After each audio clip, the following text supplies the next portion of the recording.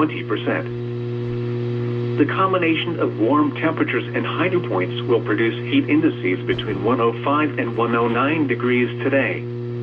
Residents with outdoor activities planned are urged to drink plenty of water, wear lightweight and light-colored clothing, and take frequent breaks from the heat. Young children and pets should never be left unattended in vehicles under any circumstances.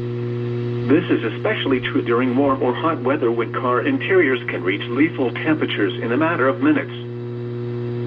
Here are the news. Under WMO header WTNT21KNHC and under OIPS header meet MacLeod. The combination of warm temperatures and high dew points will produce heat indices between 105 and 109 degrees today.